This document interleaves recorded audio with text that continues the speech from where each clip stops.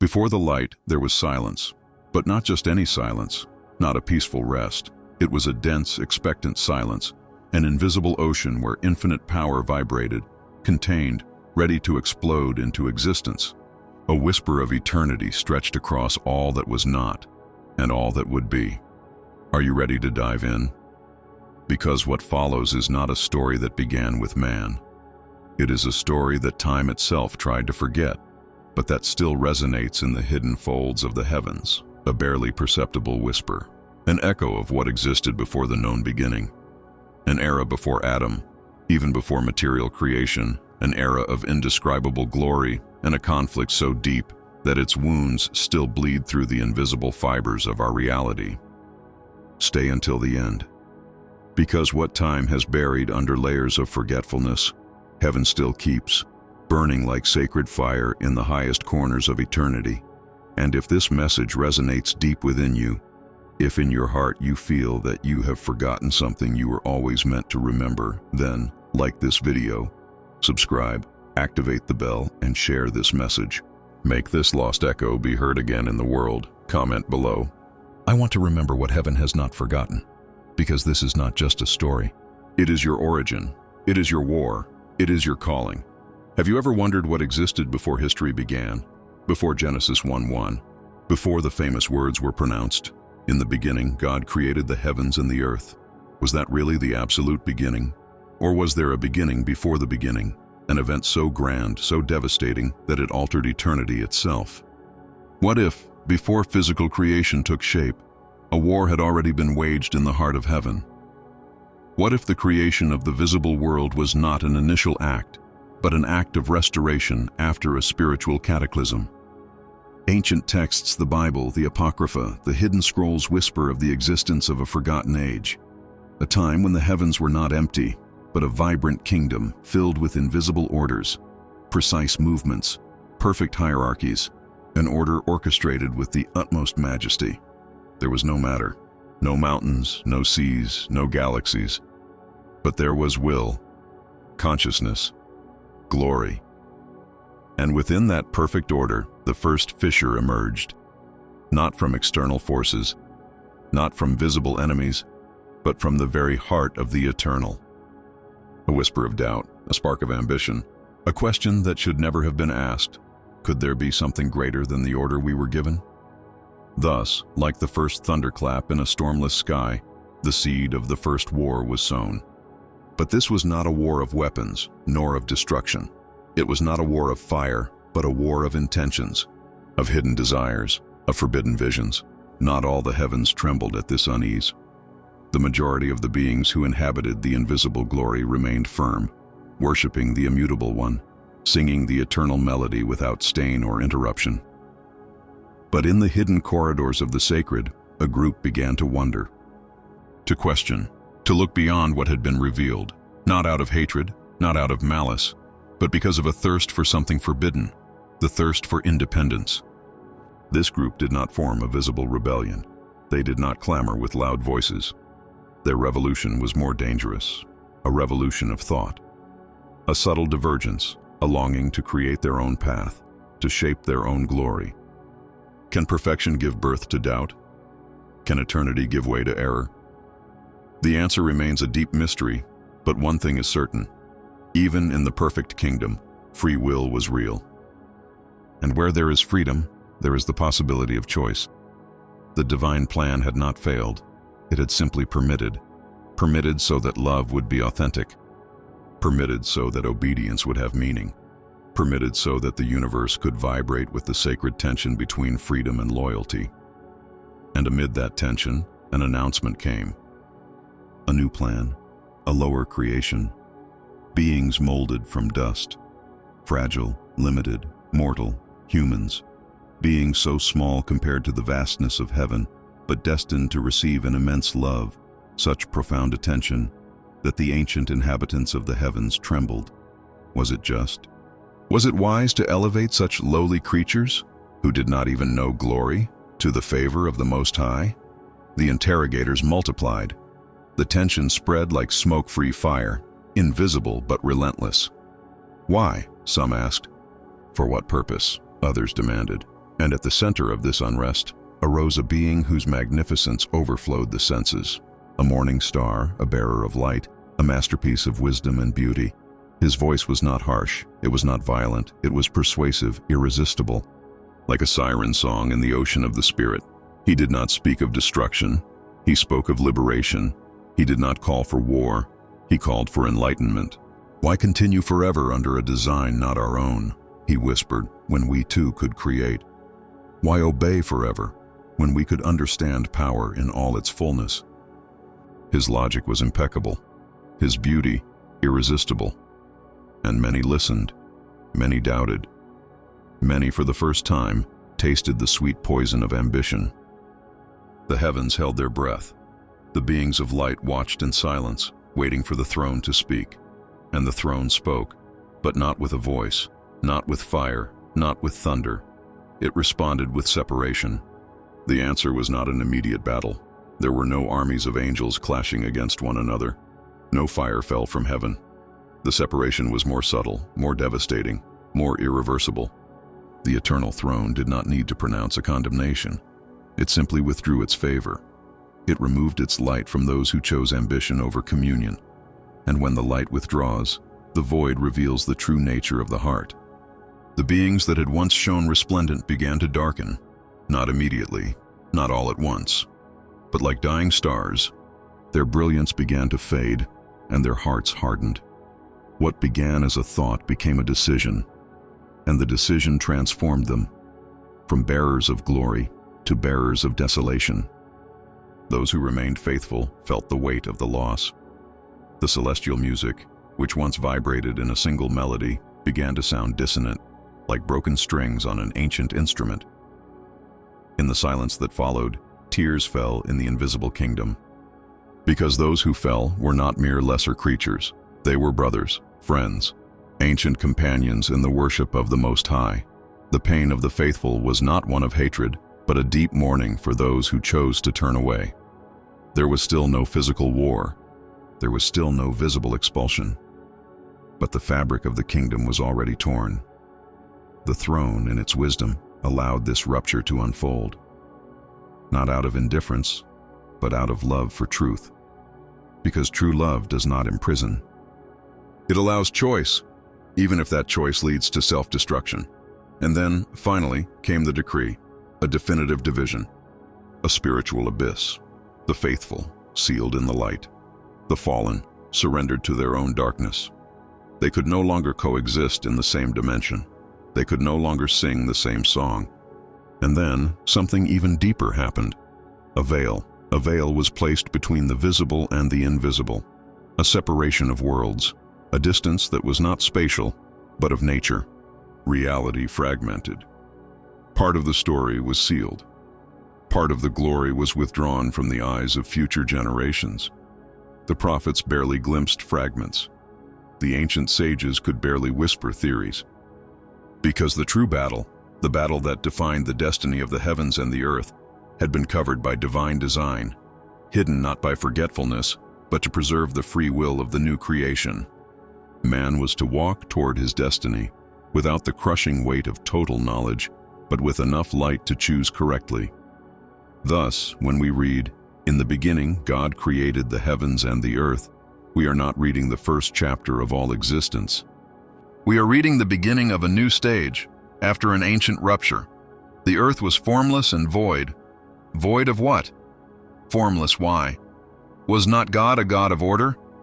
The answer lies between the lines, whispered by the echo of an invisible war.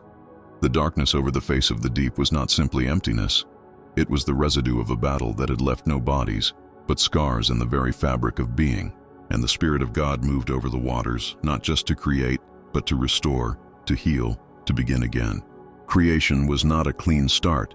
It was an act of redemption, a new genesis over an ancient battlefield. With the creation of the earth, not only was a new world initiated, but a sacred stage was established, a hidden battlefield where the echoes of the forgotten war would continue to resonate. Each lit star, each river that flowed, each seed that germinated, was more than just acts of beauty. They were silent declarations that life, light, and order would prevail, despite the ancient rupture. Eden was not merely a garden of delights, but a crossroads between dimensions, a sanctuary where humanity would be protected temporarily. Man and woman were created not as mere inhabitants, but as living reflections of the glory of God, bearers of His image in a cosmos that already knew the shadow of rebellion. However, around Eden, in invisible plains, the eyes of the fallen watched. They could not destroy the divine plan, but they could attempt to corrupt it. Thus, the ancient ideology, the one that had arisen at the dawn of eternity, the ideology of independence, of self-deification, found a new target: the human heart. The serpent in the Genesis account is not just a tempting reptile. It is the embodiment of the old insurgency, of that voice which at the beginning had whispered in the heavens, "You can be like the Most High." Eve's temptation was, in essence, the same temptation that toppled ancient thrones, the same doubt, the same longing, the same fatal mistake. It was not merely about a forbidden fruit. It was an offer, an open door to a personal rebellion. Thus, when Adam and Eve reached for the tree, they did not just disobey a command. They aligned themselves unconsciously with a war far older than themselves. The fall of man was the echo on earth of a fall that had already occurred in heaven. From that moment, Eden was closed. The veil that separated the dimensions grew even thicker, and the battlefield shifted. No longer would the heavenly choirs be the ones fighting. Now, the battle would be fought in human souls. A silent, subtle, persistent war. A war between truth and lies, between submission to God and the craving for autonomy. Each following generation was another battle in that unending war. Cain and Abel. It was not just a crime of jealousy. It was the manifestation of a choice between two eternal paths. The flood. It was not just a judgment on human corruption. It was a reset in the face of a spiritual infestation that sought to ruin the seed of redemption. The Tower of Babel. It was not just an ambitious architectural project. It was a renewed attempt by men, inspired by the same ancient voices, to build their throne to the heavens. Each fallen civilization, each tyrannical empire, each culture that worshipped false gods were repetitions, variations of the same melody of rebellion. And across the centuries, while the visible history unfolded, the invisible war continued its course, weaving its threads in the background of everything. The prophets, sensitive to the Spirit, perceived the echoes of this war. Isaiah spoke of the morning star, son of the dawn, who fell by seeking to equal the Most High. Ezekiel mourned the perfect cherub who walked among fiery stones but whose heart filled with pride. Job revealed that even when the foundations of the earth were laid, there were sons of God who watched, who sang, and perhaps others who remained silent in dissent. It was all there, hidden in plain sight, waiting to be rediscovered by those who dared to look beyond the evident. The apocryphal texts, forbidden and forgotten, such as the Book of Enoch, gave more details, more names, more stories. Stories of fallen watchers, of dark pacts, of forbidden teachings that led humanity astray. And here the most disturbing truth is revealed. The war never ended. It merely changed fronts. Now it was no longer just invisible beings falling. Now it was man himself who had to choose his side in the eternal conflict. The war that began before Genesis was not just a distant story of cherubim and thrones. It was, and is, the war that burns in the hearts of men.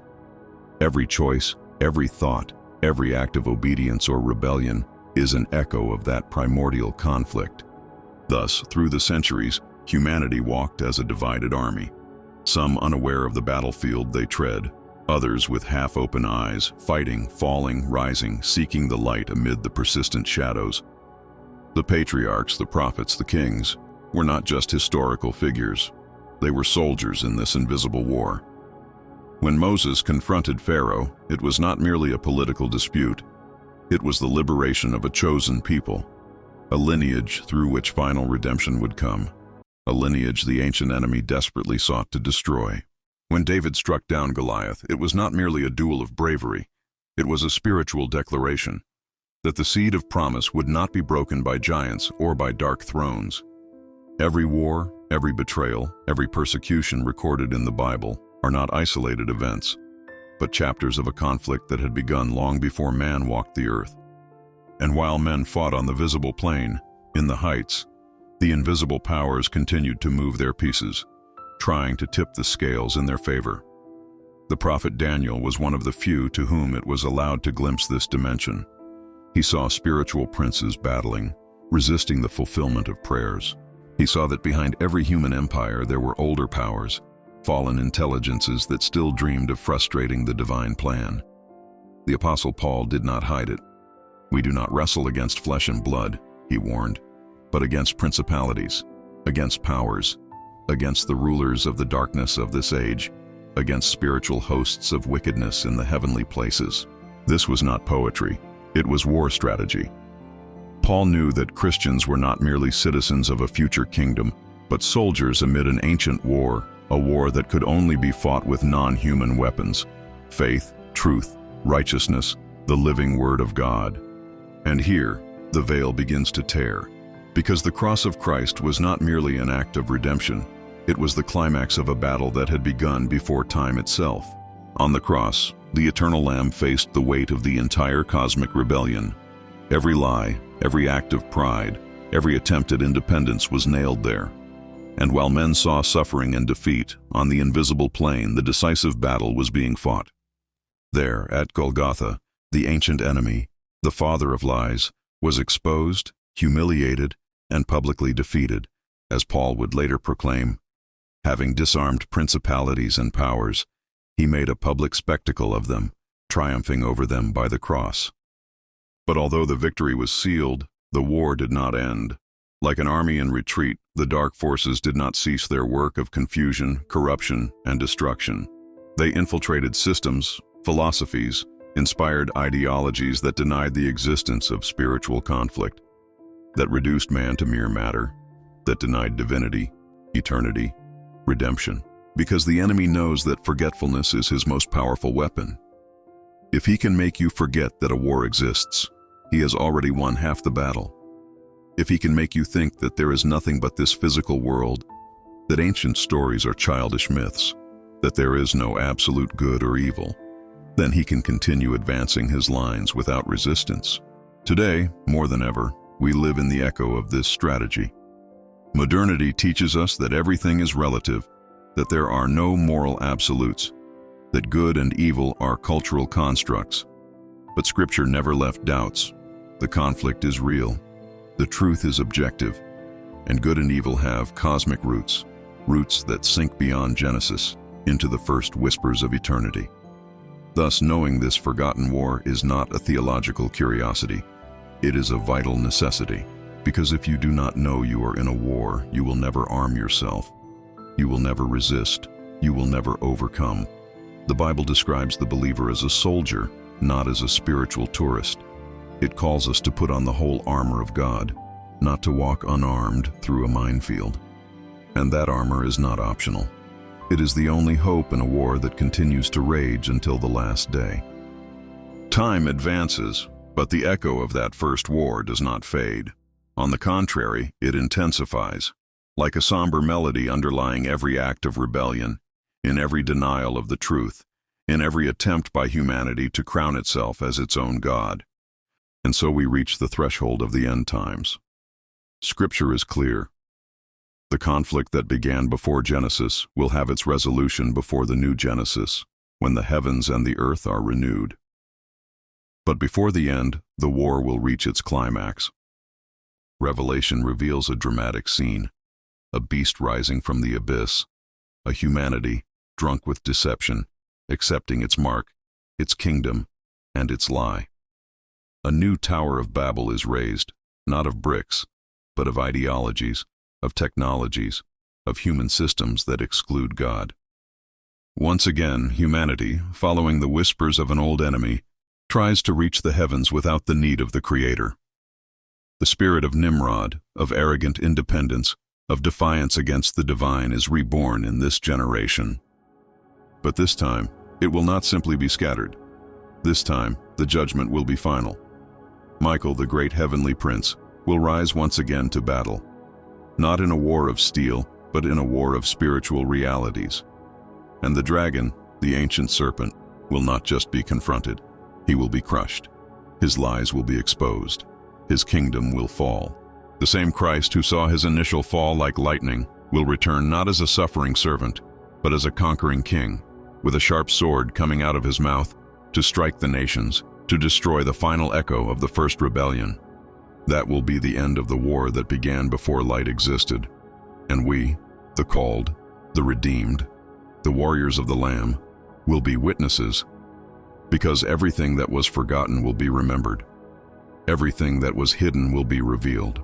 Every tongue will confess, every knee will bow, and every being will finally understand that the throne of the Most High was never at risk, that the rebellion only served to reveal the glory of his patience, the immensity of his mercy, and the unbreakable nature of his justice. And when all is fulfilled, when the last enemy has been defeated, then a new beginning will come. A new creation, without stain, without rebellion, without war. An eternity where forgetfulness will no longer exist, because the memory of the war will have been transformed into a hymn of victory. And you, yes, you who hear this message, you have been called to remember. You were not created to wander in ignorance. You were formed to be part of the army of light, to carry the memory of what was and the hope of what will be. Thus, do not let the enemy erase from your heart the story you are part of. Do not live anesthetized. Do not accept the lie of neutrality. Every prayer you raise, every act of faith you sustain, every time you resist the temptation of spiritual independence, you are fighting an ancient battle.